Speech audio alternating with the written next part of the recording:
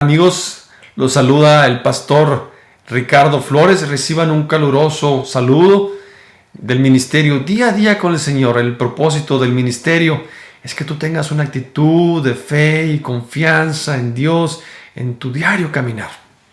Bueno, el día de hoy yo quisiera compartirte una enseñanza sobre una palabra que no solamente tiene un significado profundo, sino tiene también un significado eterno. Y es importante que tú conozcas qué significa esa palabra, seas o no creyente, y veas la aplicación que esta palabra tiene para tu vida. Y me refiero a la palabra propiciación o expiación, que significa lo mismo, son sinónimos. En algunas Biblias viene como propiciación, en otras Biblias viene como expiación. Pero bien, para poder comprender el significado de esta palabra, quisiera darte un ejemplo que te ayude a comprenderla, una analogía. Hoy en día, por ejemplo, cuando tú y yo manejamos un automóvil, es importante saber que tenemos una cobertura contra accidentes. Para el día que llegamos a tener un percance, la cobertura del seguro de autos cubra los gastos sufridos por ese accidente, los daños. No quisiéramos manejar nuestro auto, sabemos que es un riesgo manejarlo si no tenemos esa cobertura. Así que inclusive las mismas leyes del país donde tú vives es muy probable que obliguen a que tú tengas esa cobertura para que no sufras ese riesgo. Bueno, en el ámbito espiritual es importante que tú también y yo tengamos una cobertura, pero una cobertura para nuestros pecados. Para cuando Dios nos llame a su presencia, Dios pase por alto nuestras faltas pasadas y nos dé acceso a las puertas del cielo. Bueno, la palabra propiciación o expiación significa precisamente eso, cobertura.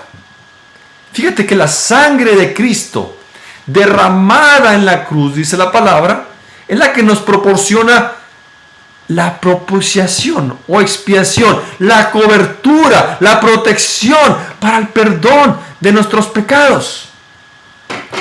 Leamos una escritura para que podamos entender esto de una manera mejor.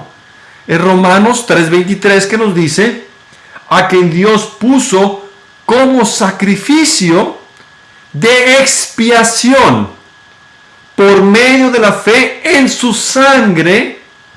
Esto lo hizo Dios para manifestar su justicia, pues en su paciencia ha pasado por alto los pecados pasados. Es decir, la sangre de Cristo derramada en la cruz del Calvario es la que te da la cobertura, la protección. De esa manera Dios, cuando te llama a su presencia, pasa por alto tus pecados pasados, porque tú has puesto tu fe en su muerte, en la muerte y resurrección de Cristo.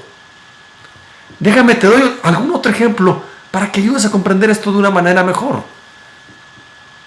En el Antiguo Testamento, por ejemplo, vemos la historia cuando los judíos iban a ser liberados de Egipto. Habían sido esclavos por muchos años, más de 300 años. Y estaban a punto de ser liberados. Y Dios le dijo a Moisés: esto es lo que tú tienes que hacer para que tu pueblo se salve, para que los primogénitos se salven, y al paso del Espíritu de Dios por Egipto no mueran. Tú tienes que tomar un cordero y tienes que derramar su sangre en el madero. Y cuando yo pase por ahí, el paso del Señor, de ahí viene la palabra Pascua, paso del Señor. Si veo la sangre en tu madero de tu puerta, voy a pasar por alto que hay un primogénito ahí y se va a salvar. Pero si no veo la sangre en el madero, entonces el primogénito no se va a salvar. Y esto es lo que significa esto el día de hoy. La sangre en ese madero Es la sangre de Cristo derramada para el perdón de nuestros pecados. Cuando Cristo murió por ti y por mí y tomó nuestro lugar en la cruz del Calvario, ahí el Señor pasó y vio su sangre y pasó por alto tus faltas y las mías desde el momento que tú pusiste tu fe en Él.